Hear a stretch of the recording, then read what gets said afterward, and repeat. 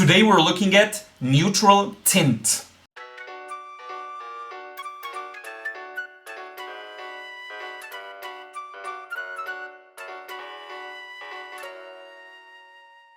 What up friends, Ron here. Thank you for joining me in another episode of The Paint Show. And this is episode 18, and in episode 18 we're going to look at Neutral Tint. And for this occasion I donned my Neutral Tint outfit. I hope you like it.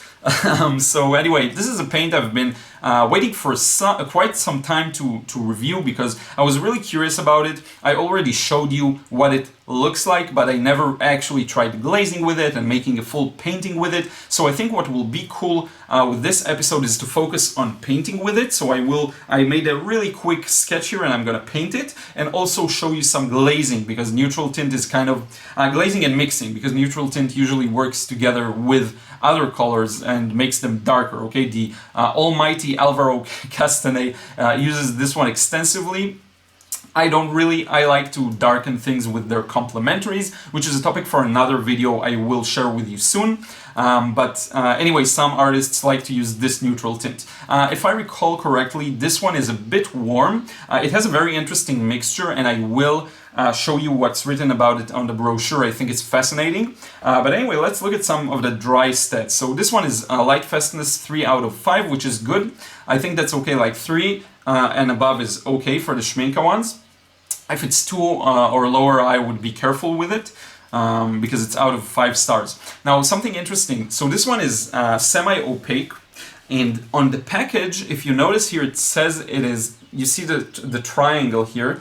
Just wait for it to focus. The triangle is full, which means basically this is staining. However, in the brochure, it says it is semi-staining. Okay, so I think the brochure is a little more updated than the packaging. Because they also changed the whole way it looks. This is the old one, and on the other pans I got, it's a new one. Okay, so again, the pan is by Schmincke. It's half pan, not a full pan.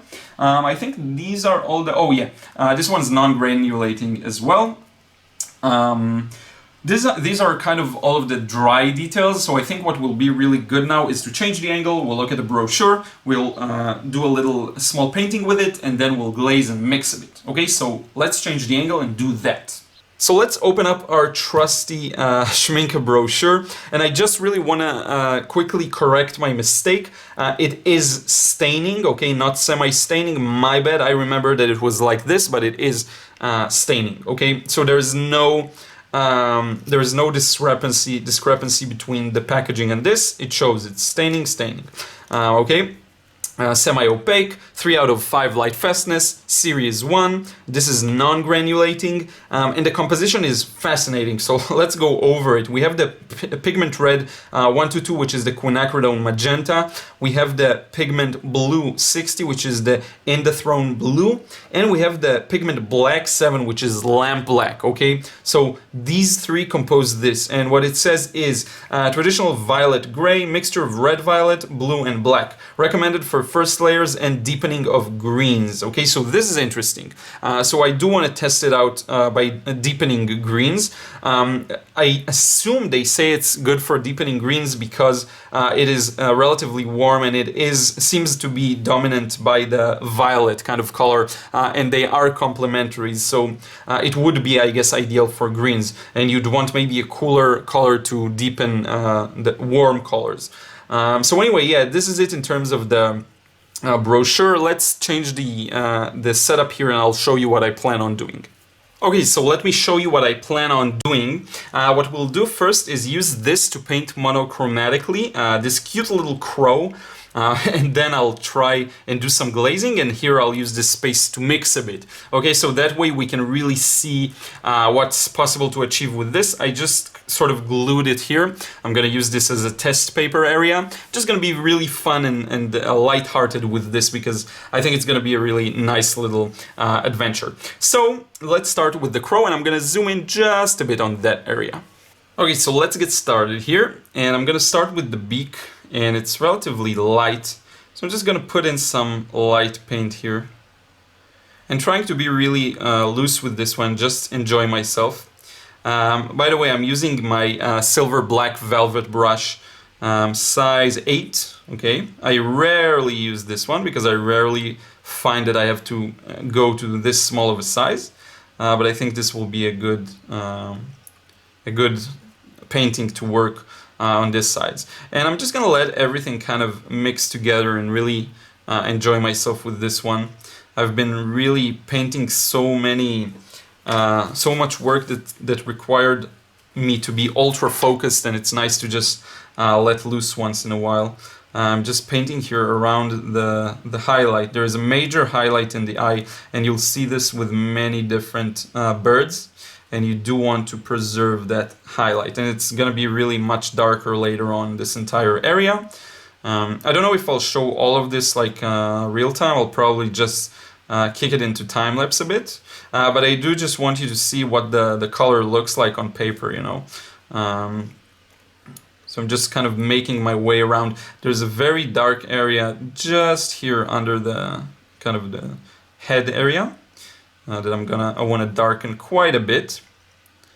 And then here on the right, we can light it up a bit. So I just put the brush into some clear water, wiped it on the towel, and I'm just coming back. And really the whole shape of the crow will slowly, you know, build up when we glaze a little more and stuff like that. So I kind of plan to just swatch him out and be done with it, but let's try and make something nice of it if we're already kind of doing it. And I can tell you, because I'm looking at the reference while doing this, that the black of the crow in the reference is much cooler. And here I'm using a very warm kind of black or dark, you know, gray. And I find that it annoys me a bit because I expect it to be as cool as the reference, and it's not even close. But anyway, yeah, so this is indeed warm. And in just a few moments, I really want to focus on deepening greens with it, because they say that it's great for that. So I do want to try it out. The thing with Schmincke, again, is that they're really soft, and depending on your preferences, you may like it or you may prefer it not to be as soft, okay? I really enjoy the softness, and sometimes it's really, I find that the color really kind of enters the paper on the first kind of move of the brush, and it creates a very strong mark. So I like that because I like pen and I like the immediacy of ink. And so if I can get that very same or a similar feeling with watercolor, I'm just enjoying it a lot, okay? So I don't care about that. If you don't like these kinds of things, then maybe you'd prefer something more like Daniel Smith or even Winsor Newton are great in other areas and are a little different in that sense. So anyway, yeah, just kind of lightly indicating where everything is. This allows me for some chances to do a little bit of wet and wet, just to bring out some of the shape of the feathers, things like this. This place is already almost completely dry, so I want to be careful there. Add a bit of indication here under the wing. Just really trying to enjoy this one. I don't want it to turn into a painting kind of tutorial or demo. I just want to show you what this paint looks like. So I think we're gonna just add this quick layer to the head area, just to bring out some of the shape of the crow, and then we'll leave it at that. I don't want it to be too detailed. So anyway, now moving on to his legs. I think this is basically it for the first wash.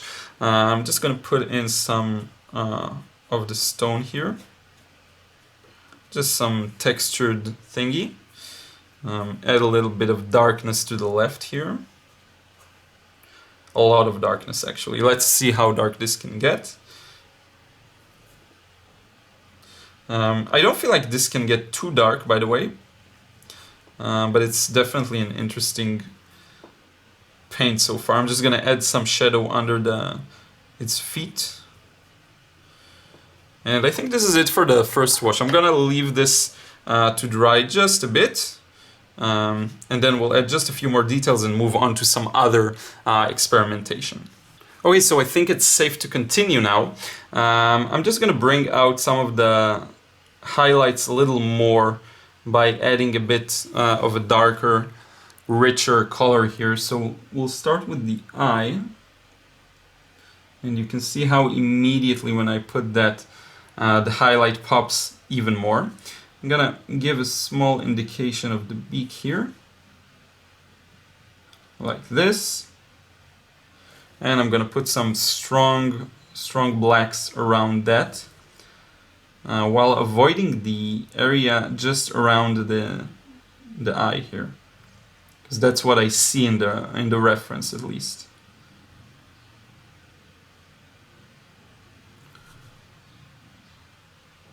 And I find that recently, the more I work, I find that you can also add the midtones later on. So if I need something in between the dark that I'm putting right now, I can definitely do it in the next wash. So you're not limited just to light to dark and then you missed your shot and it's done. You can always add some more changes. Just a bit of shadow here. And hopefully the goal of this is just to show you how what the paint looks like.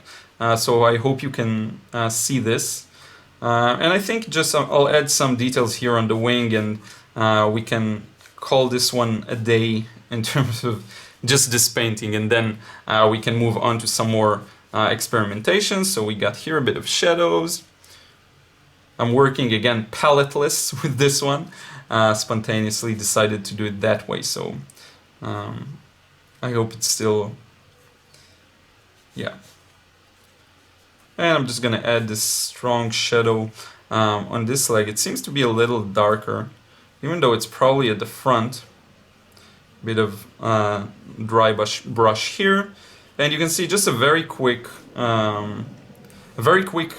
painting. Really, I barely did anything, you know, and this one's done. Some details on the rock, under the feet here, and I think this is a good impression. So now let me rearrange this paper and we can look at some other things. So because the brochure talks about making greens a little richer, that's one of the first things I want to test out. So I'm going to use a bit of French ultramarine here, together with some new gamboge, which I haven't used in a while, so maybe you missed it, to mix this kind of a nice green here. And I just want to show you and myself basically what happens when I add the neutral tint. So let's grab some of the neutral tint here and let it kind of mix together. And you can see, maybe I'll try doing that.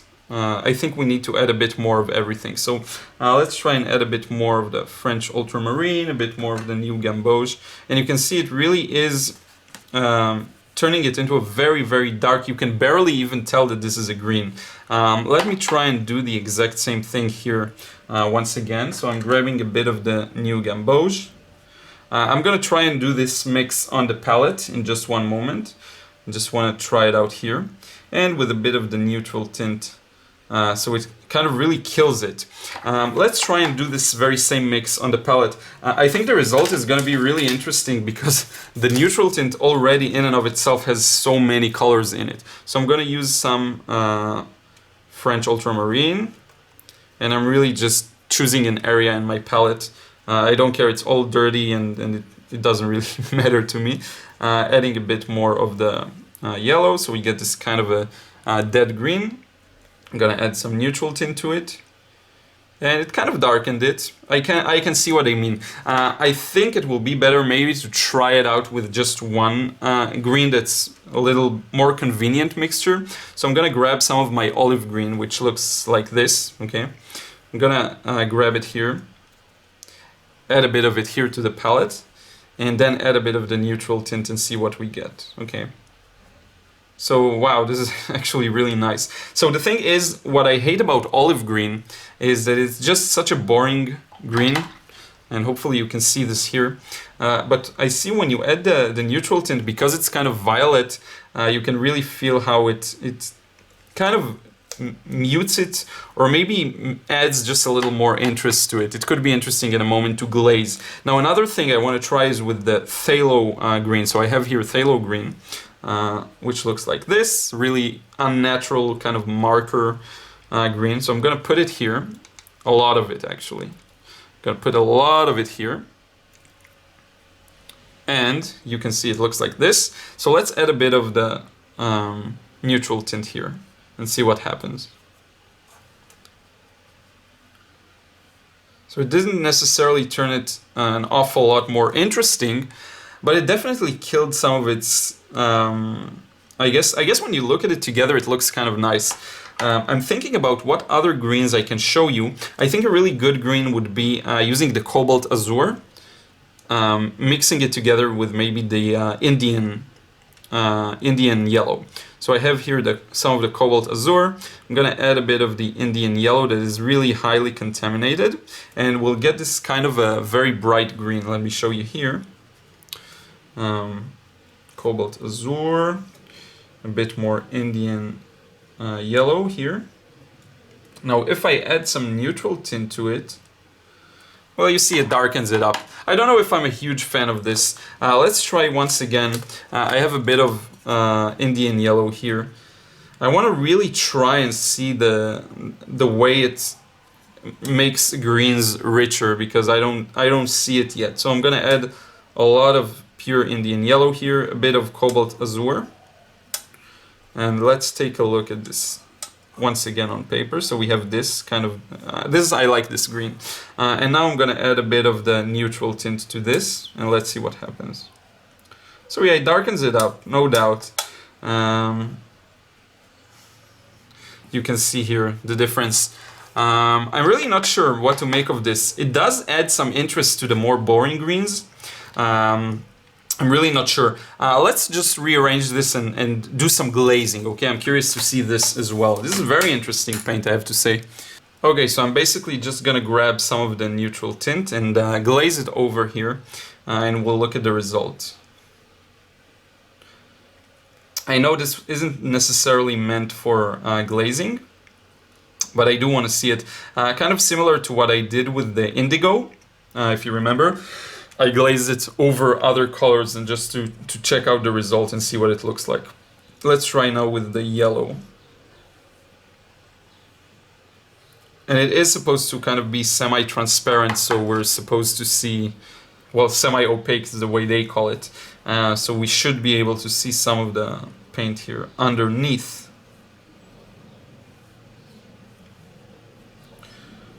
Let's add a bit more water to that. Here we have again the olive green that I showed you just a few moments ago here on the left.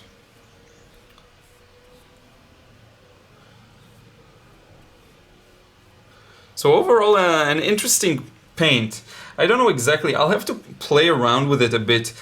I think at first glance what I may use it for is really just to darken up the greens that I mix myself. So if I'm using blue and yellow just to mix my own green, I may use it to make it a little deeper. It does seem to have that effect. Again, let me show you here. So it is pretty nice the way that works. I feel it kind of kills it in the process, so I don't really know what to make of this. I guess just a lot of playing around with it will do. So I just thought I'll devote this area to a bit more experimentation. So we'll just make some room here. And I'm gonna add, again, some of the cobalt azure. Make it pretty much the dominant mixture here. And on top of that I will add some yellow, because I'm really curious about this. So we have this green that I'm starting to grow really fond of. Now if I'll add just a bit neutral tint, not too much, because it seems to really change the mixture very easily. So I'll get something like this. Let's add a bit more.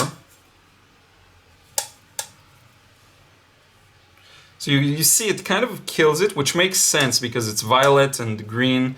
Kind of mutes it. Let's darken the whole thing up just a little bit here. Yeah, so I think it's really a matter of taste. If you kind of like that look, then I think you'll love the neutral tint, and if not, then you won't. So anyway, yeah, this is everything we've done so far. Let me just zoom out a bit. So this is it. I'm not sure exactly what I personally will use it for, but it is definitely an interesting color. I think it will be good, generally speaking, even for just monochromatic experimentation like this. And maybe really for the greens, I'll have to play around with it a bit more.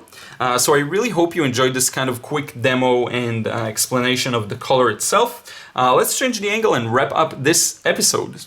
So friends, I hope you enjoyed this episode of The Paint Show. Let me know in a comment below what you think of the idea of actually making a little painting and not just swatches. I personally like to look at colors being swatched, but I think it is a nice touch once in a while to actually make a painting, even if it's kind of monochromatic with the paint I'm introducing to you. Okay, so this is the end of episode 18 of The Paint Show. I'm really proud of this show because I may not do these episodes as often as I wanted to, but I'm not stopping. Okay, so this is the most important part. I kind of try to put it in the balance of all the other videos and other work that I have. So I hope you enjoyed this one. If you have, do not forget to subscribe to my YouTube channel right here. I'm publishing all the time. I've been publishing for a year now, videos pretty consistently, so there are new videos all the time, and you can really choose which ones that interest you and just go for those, or watch the whole spectrum of videos I produce. Also, don't forget to follow me on Instagram and Snapchat, where I share updates of more like works in progress and things in their process. For example, you are going to watch this video today, but I published just a quick story or post about this demo that I just did about a week ago, so you could have already seen it if you were following me on Instagram. Okay, so just sneak peeks and stuff like that. That was a really complex explanation, but anyway, I hope you understood it, I hope you enjoyed it, and I will see you again in another video really soon.